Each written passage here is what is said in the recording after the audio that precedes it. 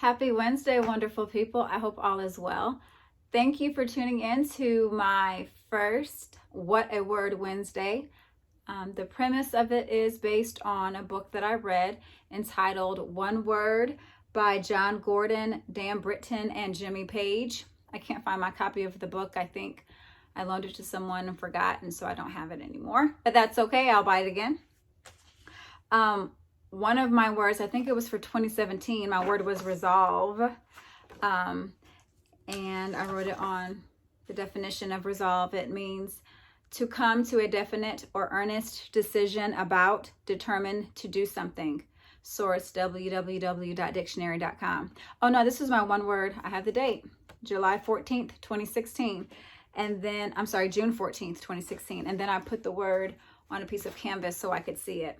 But I was resolved to focus on God and fulfill the purpose and plan that he had for my life, or has for my life. That's been my resolve since I was 15. But after reading the book, I put it into the word, one word.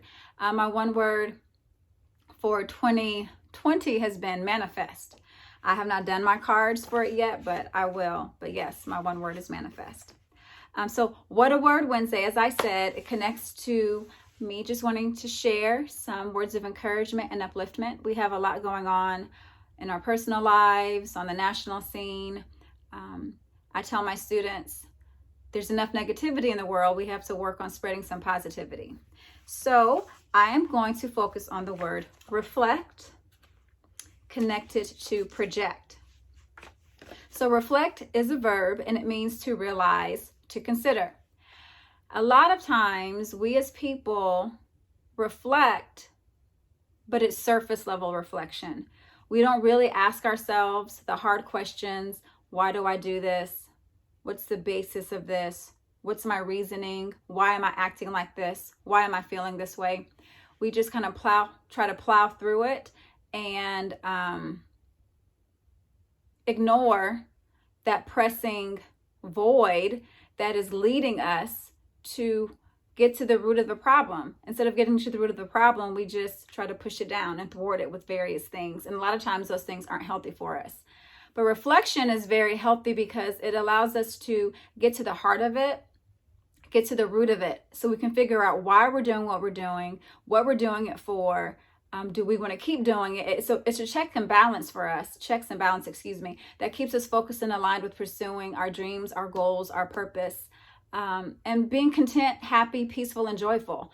I believe any one of us who is happy, peaceful, joyful, or content, we have a level of self-reflection in our lives. But self-reflection is hard because it's not good to, it doesn't feel good, I should say, to look at ourselves in the mirror and to be like, you know what, Jasmine, you're a hot mess.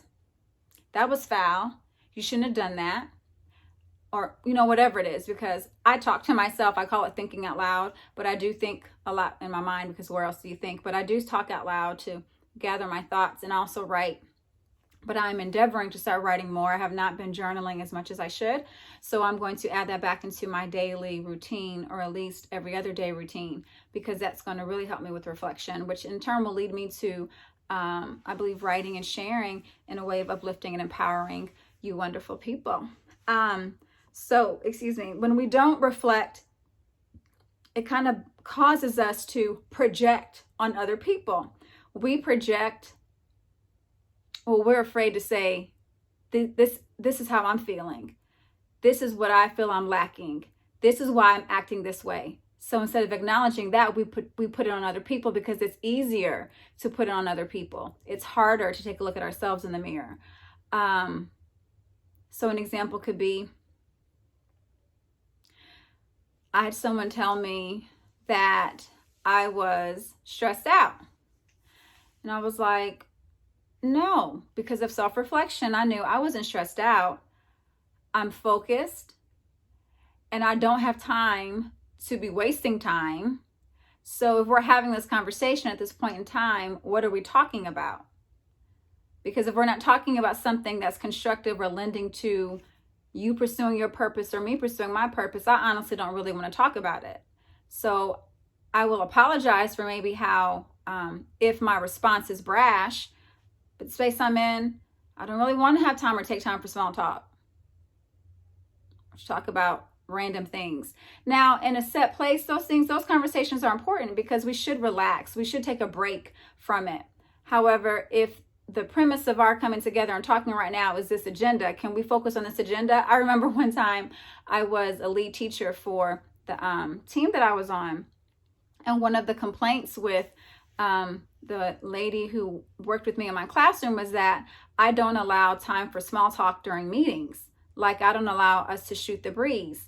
Now, the way I ran the meetings was this: planning period, conference periods, that's a sacred time for teachers because we don't have a lot of time to not do, right? Like, that's an unadulterated block of time for us to do what we need to do. So when we had the weekly meetings, I was polite. I welcomed everyone, asked how everyone was doing, and then we moved into the agenda. And at the end of it, if people wanted to talk afterwards, that was fine, but I'm going to excuse myself and go take care of what I need to take care of. And the person was offended, but why? I don't have time to sit and shoot the breeze. I have 6 classes. And not only do I have 6 classes, I am a cheer coach. And not only that, I have other things I'm doing in my personal life. So I'm not going to shoot the breeze in here talking with you for 30 minutes. And then the last 15 minutes is the meeting. I honestly cannot believe I was called into a meeting behind that, but I was. Help the people. But as I've told my students recently, a lot of times what people feel about you has everything to do with how they feel about themselves. So what they're saying about you or what they're questioning of you or about you has more to do with them than it has to do with you. Maybe you provoke something in them, you pull something out of them that they don't realize why. And so instead of doing the self-reflection, they project out, and it comes out in a negative way or in a way that's not constructive. Project. Project is a verb, to attribute one's own ideas, feelings, or characteristics to other people. And really, when we do that, we're just making excuses for not accepting who we are, for not accepting why we do what we do. It's just easier to blame other people. There's a scripture in the Bible that talks about with the speck in one person's eye, but they can't see the mote or the log in their own eye.